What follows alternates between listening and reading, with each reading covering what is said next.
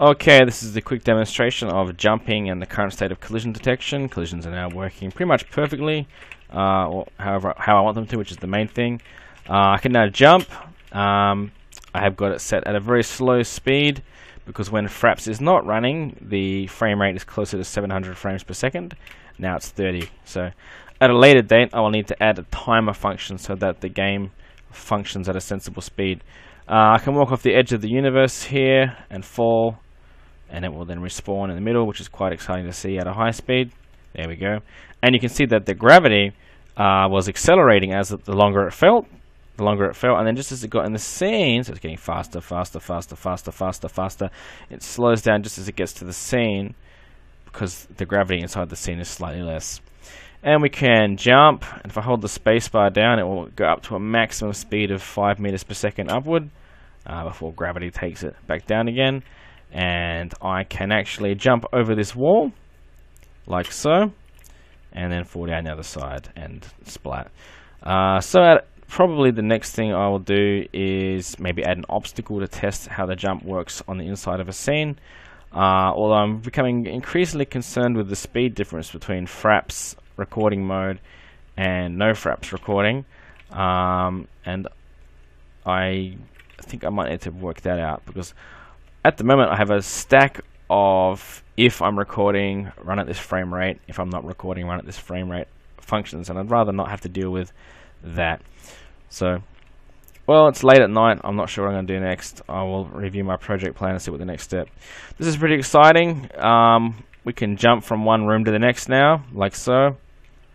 Bounce, and made it. And back over again because there's a wall there. The other interesting thing is the basic step climbing technology is currently in existence. Watch what happens when I go over the edge. And whack, it managed to climb up by itself. I will later make it so it only climbs steps to a certain height. But now if there's any kind of contact on the side, it will climb its way up.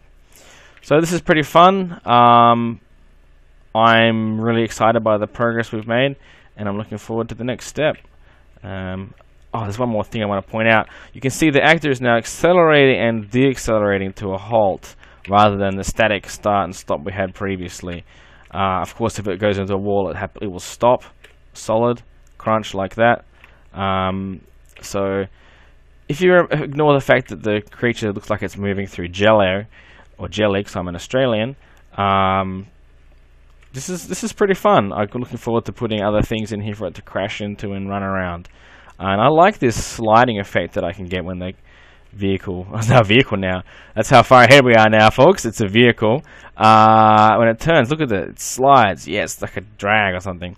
So I'm able to change the friction coefficient of different rooms, and basically there's a lot we can do with just this alone. I could fill this entire scene up, fill this room up with many different scenes that all have different properties, and basically it changes the actor to a race car. We've already got a spaceship we could use. Yeah, and this is basically it. We've now got collisions, scenes, models, and basic, very basic physics functions, and that's all we need. So I'm gonna hit save and upload the next video. Farewell.